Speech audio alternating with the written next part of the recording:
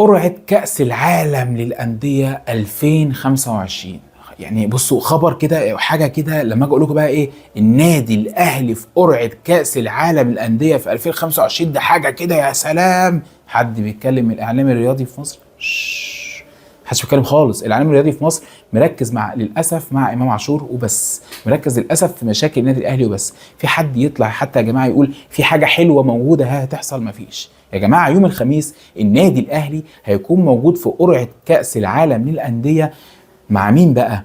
تخيل مع مين؟ مع مانشستر سيتي وريال مدريد وبايرن ميونخ وعتاولة كرة القدم في الكرة الأرضية كلها.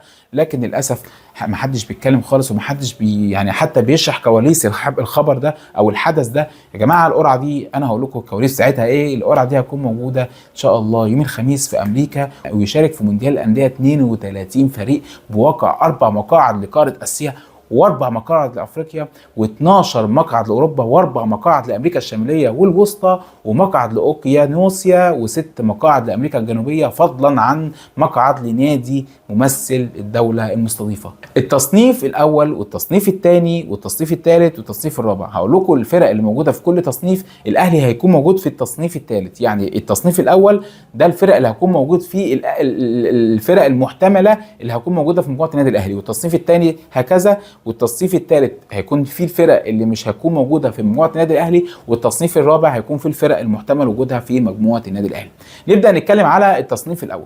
التصنيف الاول فيه مانشستر سيتي وريال مدريد وبايرن ميونخ وباريس سان جيرمان وفلامانجو بالميراس وريفرنس بيليت وفلومنسي. التصنيف الثاني تشيلسي وبروسيا دورتموند وانتر ميلان وبورتو واتلتيكو مدريد وبنفيكا ويوفنتوس وسالزبورغ.